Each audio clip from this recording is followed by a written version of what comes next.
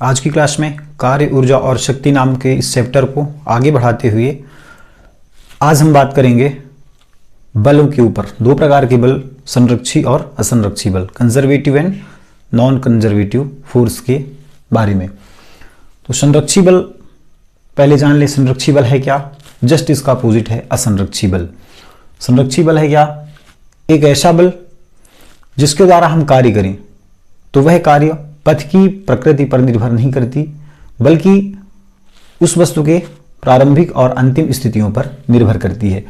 तो इसको नोट कर लेते हैं। संरक्षी बल क्या है? इसके द्वारा, इस बल द्वारा किया गया कार्य, इस बल द्वारा, इसको नोट कर लीजिए, इस बल द्वारा किया गया कार्य पहला किस पर निर्भर नहीं करेगा?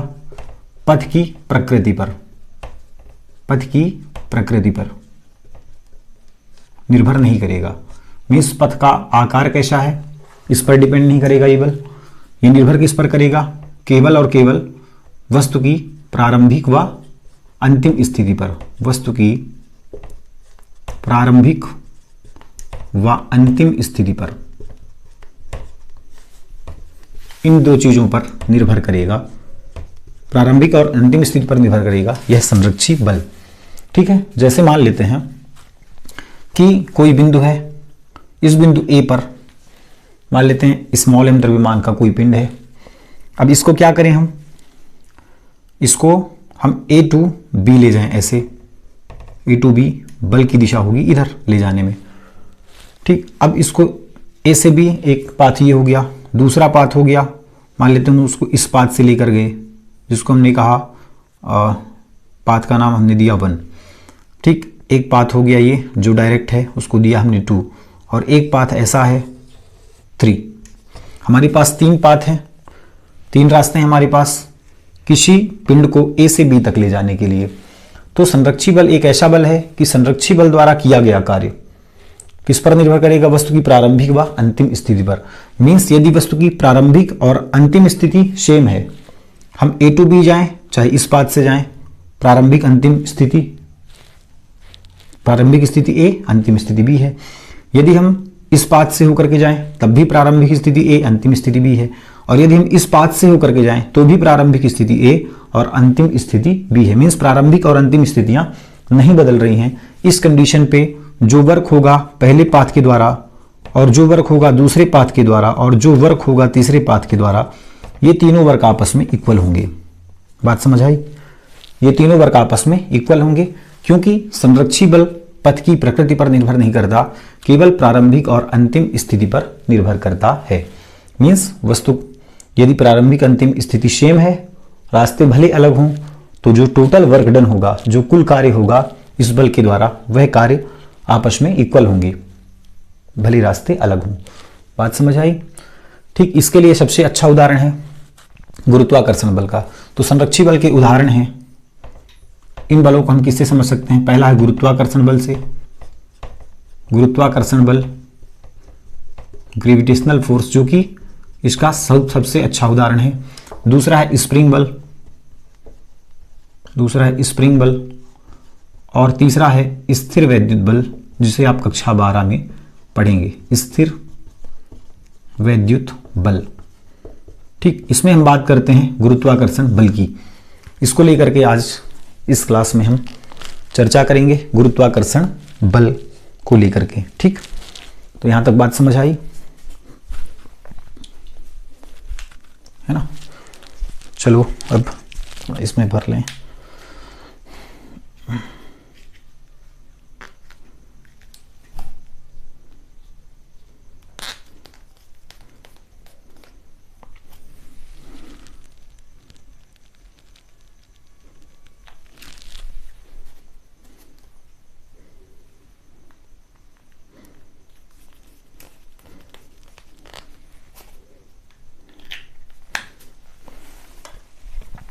ठीक। अब इसको आगे बढ़ाते हुए, यहां तक बात समझ आई, इसको हम ऐसे उठा देते हैं।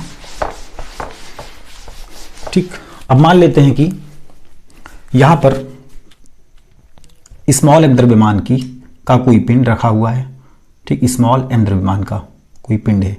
किस बिंदु पर रखा हुआ है? बिंदु ए पर रखा हुआ है, ये रखा हुआ है बिंदु ए पर। अब इसको यहां तक ले जाया गया जिसको हमने कहा बिंदु बी, ठीक। इसकी लंबाई हो गई एल लंबाई तक, मतलब एल दूरी तक इसको विस्थापित किया गया ए से बी तक। एक पाथ ये हो गया ए से बी तक ले जाने में, और दूसरा पाथ हो गया ये, इसको हमने कहा इसे बिंदु सी। तो हम देख रहे हैं कि पाथ हमारे पास दो हैं, लेकिन प्रारंभिक बिंदु पाथ ए से एक है, ए है, और पाथ बी से भी ए है, और जो फाइनल बिंदु है, जो फाइनल पॉइंट है, अंतिम बिंदु है, वह बी है, इस पाथ से भी और इस पाथ से भी। मतलब जो वर्क डन होगा हमारा, जो हम कार्य निकालेंगे, वह इस पाथ और इस पाथ के द्वारा इक्वल होना चाहिए, वर्क डन, ठीक। तो चलो इसको सॉल्व करें। मान लेते हैं इन दोनों के बीच बना हुआ कोण है थीटा। अब क्या होगा बताओ? वस्तु जब ए से बी की ओर जा रही होगी तो इस स्मॉल एम द्रव्यमान का जो पिंड है, इसका mg नीचे की ओर, ठीक, mg नीचे की ओर लगेगा। तो ये mg इसके साथ कितने का डिग्री कोण बना रहा है? 90 का।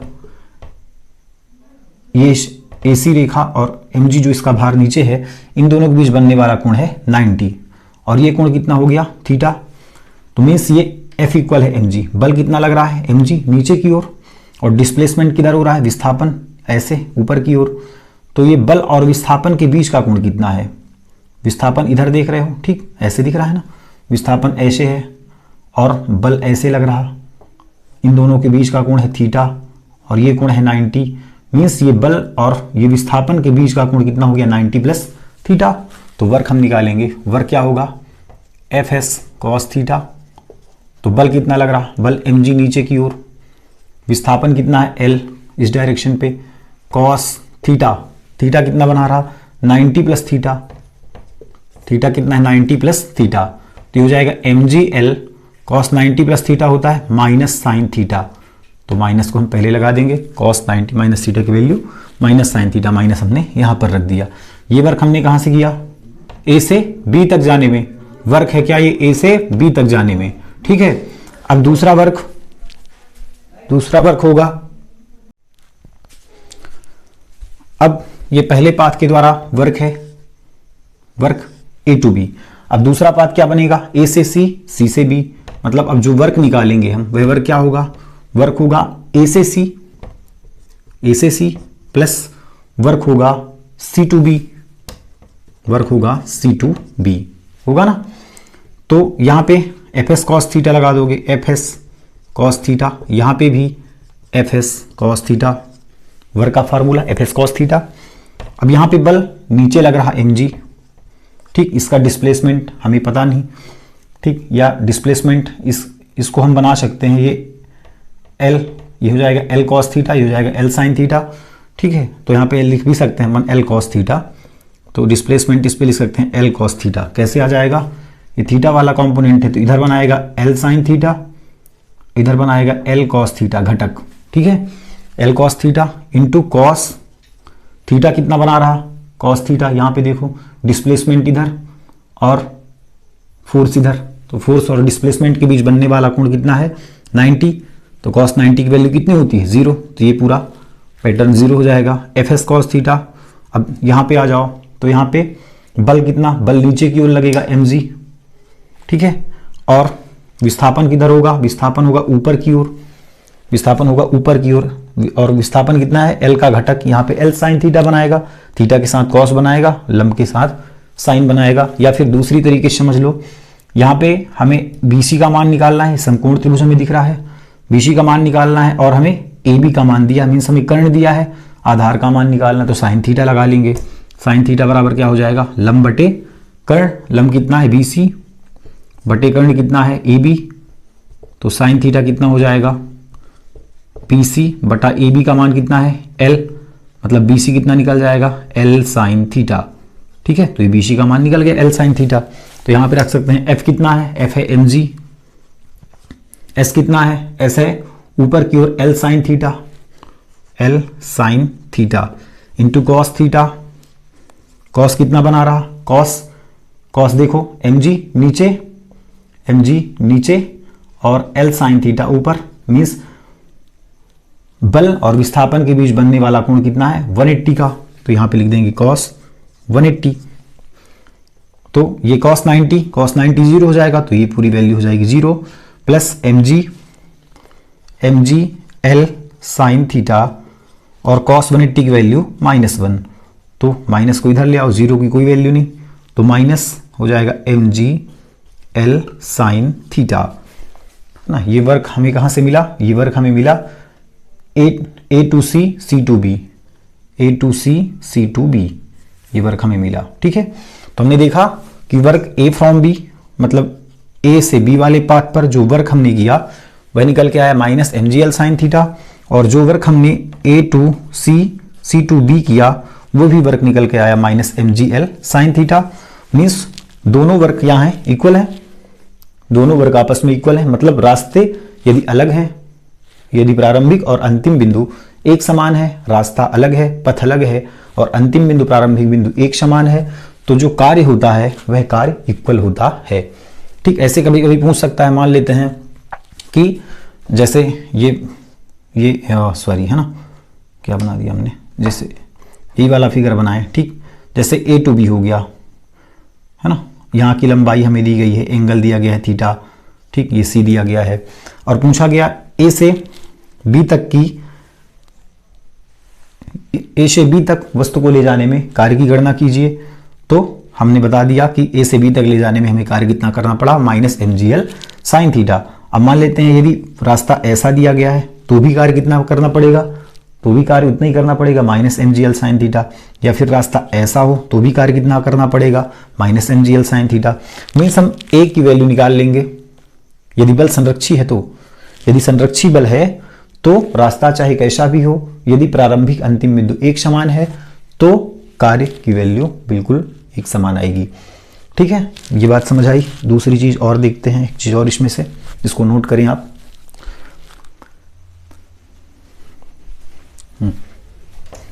नोट कर लिया आपने, इसको मिटा दें।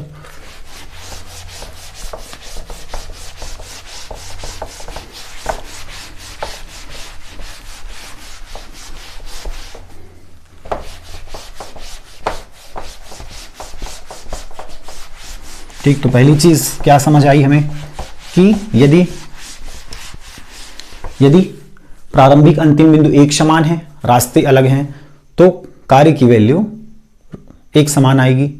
दूसरी बात, यदि परिपथ बंद है, जो भी हम पढ़ने जा रहे हैं, यदि परिपथ बंद है, यदि प्रारंभिक और अंतिम बिंदु वही हो जाए, प्रारंभिक बिंदु भी वही हो जाए और अंतिम बिंदु भी वही हो जाए, और यदि बल संरक्षी है, यदि कंजर्वेटिव फोर्स है, तो टोटल कार्य शून्य होता है। देखते हैं, मान लेते हैं कि कोई स्मॉल m द्रव्यमान का कोई पिंड है, ठीक, अब इसको कहां ले जा रहे हैं, गुरुत्वीय बल के विरुद्ध ऊपर की ओर। कहां ले गया हमने, h ऊंचाई पर, तो इसका भार कहां लगेगा, नीचे की ओर, इसका भार mg नीचे की ओर है, और डिस्प्लेसमेंट किधर हो रहा है, ऊपर की ओर, h हो रहा है ऊपर की ओर। तो कार्य की गणना करो, तो कार्य कितना निकलेगा बताओ, Fs cos थीटा कितना निकलेगा, Fs cos थीटा, बल कितना, नीचे की ओर mg, विस्थापन s क्या है, h हो गया, cos थीटा कितना बनाएगा, mg नीचे h ऊपर, mg नीचे h ऊपर, बनने वाला कोण कितना होगा 180, तो cos 180 की वैल्यू क्या, -1, तो ये हो जाएगा माइनस का mgh, ये वर्क निकला। अब यदि क्या करें, इस स्मॉल m द्रव्यमान की वस्तु को ऊपर से लाएं नीचे की ओर, ऊपर से नीचे लाएं, h ऊंचाई नीचे लाएं, तो अब क्या होगा, भार भी mg नीचे की ओर है और डिस्प्लेसमेंट भी नीचे की ओर है, मतलब mg भी नीचे की ओर, डिस्प्लेसमेंट भी नीचे की ओर, इन दोनों के बीच बनने वाला कोण कितना होगा, 0, एक ही डायरेक्शन पर जा रहे हैं।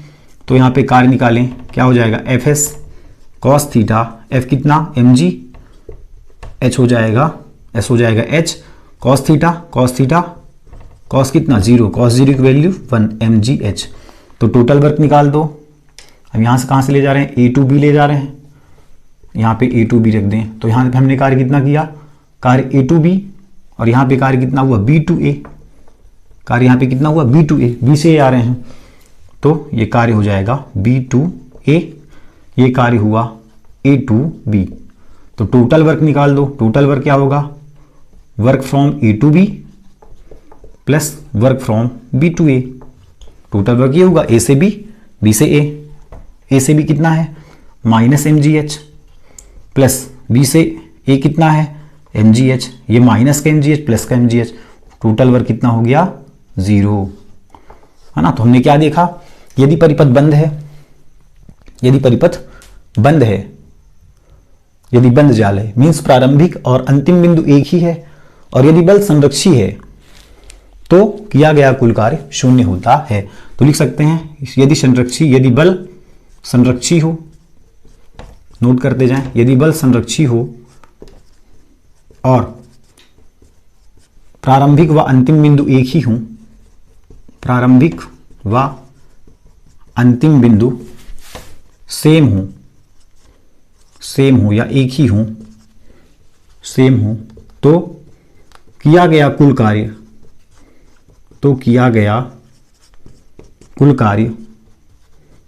0 होता है, किया गया कुल कार्य शून्य होता है। ठीक है। यदि बल संरक्षी है और प्रारंभिक अंतिम बिंदु एक समान है, वही है, सेम है, तो किया गया कुल कार्य किसके अंतर्गत? संरक्षी बल के अंतर्गत किया गया कुल कार्य शून्य होता है। ठीक। अब यदि इसके विपोजिट यदि देखें, यही बात हो गई। अब यदि इसके अपोजिट देखें, अब यदि बल कैसा हो जाए? असंरक्षी हो जाए और प्रारंभिक अंतिम बिंदु एक ही हो, तो किया गया कुल कार्य शून्य नहीं होगा। ठीक है। किया गया कुल कार्य 0 नहीं होगा। उसके लिए हम आगे देखते हैं, इसको आप नोट करें। ठीक, इसको नोट कर लिया, इसको मिटा दें।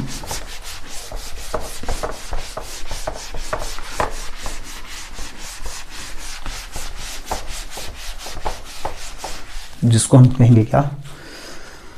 नॉन कंजर्वेटिव फोर्स, असंरक्षी बल। ठीक। मान लेते हैं कि ये कोई समतल है, यहां पर कोई स्मॉल एम द्रव्यमान की वस्तु रखी हुई है, इसको हमने s दूरी तक डिस्प्लेस किया और डिस्प्लेस करने पर यह वस्तु पहुंच गई यहां पर। मान लेते हैं कि कोई बिंदु है ए से ए बिंदु से कहां पहुंच गई? बी बिंदु पर। तो हम जानते हैं कि जिधर डिस्प्लेसमेंट होता है, जिधर विस्थापन होता है, तो विस्थापन के अपोजिट क्या लगता है? फ्रिक्शन फोर्स लगता है, घर्षण बल लगता है। तो विस्थापन इधर हो रहा है तो घर्षण बल उधर लगेगा। अब क्या करें? इस वस्तु को पुनः क्या करें? अब बी से ए लाएं। अब वस्तु को बी से ए तक लाएं। ए तक लाने पर विस्थापन किधर होगा? बी टू ए, मीन्स अब फ्रिक्शन किधर लगेगा? इधर लगेगा। फ्रिक्शन फोर्स किधर लगेगा? इधर। ठीक। जिधर विस्थापन है उसके विपरीत दिशा में, विस्थापन के विपरीत दिशा में फ्रिक्शन, इधर विस्थापन के विपरीत दिशा में फ्रिक्शन लगेगा। ठीक। तो यहां पे यदि हम वर्क निकालें, वर्क कितना आएगा? वर्क कहां से? वर्क ए टू बी करें वर्क, तो क्या हो जाएगा? बल कार्य बराबर बल गुणा विस्थापन F S cos theta. F कितना है? एफ है एम। ठीक। एस कितना है? S cos theta. कॉस कितना बना रहा? अब देखो, एस इधर एफ उधर, बनने वाला कोण कितना होगा? 180। ठीक। बनने वाला कोण कितना होगा? 180। तो कितना आ जाएगा ये? अच्छा, यहाँ पे फोर्स कौन सा लग रहा? फ्रिक्शन फोर्स लग रहा एफ, फ्रिक्शन फोर्स, है ना। तो ये कितना हो जाएगा? एफ एस कॉस 180 -1, तो मान आ गया माइनस का F S.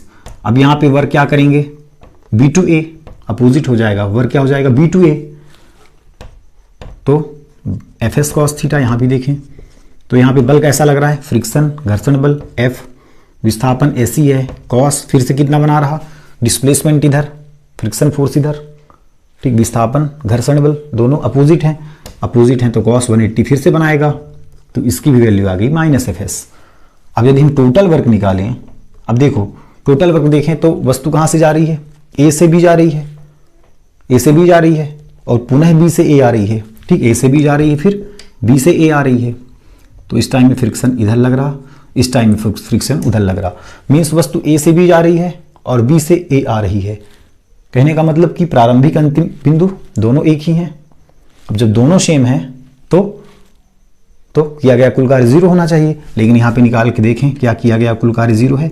A to B work B to A, ठीक, A to B work B to A कितना, ए टू बी कितना है माइनस का F S, plus B to A कितना है ये भी माइनस का एफ एस, तो ये माइनस का F S plus minus minus का एफ एस मीन्स माइनस का 2 एफ एस, तो वर्क कितना निकला माइनस का 2 एफ एस, तो यहाँ पे वर्क 0 नहीं है, यहाँ पे टोटल वर्क 0 नहीं है, कुल कार्य शून्य नहीं है। क्यों? क्योंकि ये जो बल है ये बल घर्षण बल है, जिसको हम असंरक्षी बल कहते हैं, नॉन कंजर्वेटिव फोर्स कहते हैं। तो दूसरी भाषा में हम कह सकते हैं कि जो बल संरक्षी नहीं है, जो बल संरक्षी नहीं है वही बल असंरक्षी है। संरक्षी बल में क्या होगा, यदि परिपथ बंद है और प्रारंभिक और अंतिम स्थिति वस्तु की वही है, और यदि बल संरक्षी बल लग रहा है तो टोटल वर्क 0 होगा। लेकिन यदि बल असंरक्षी है, भले चाहे प्रारंभिक अंतिम स्थिति एक ही हो, तो टोटल वर्क 0 नहीं होगा। यह है असंरक्षी बल।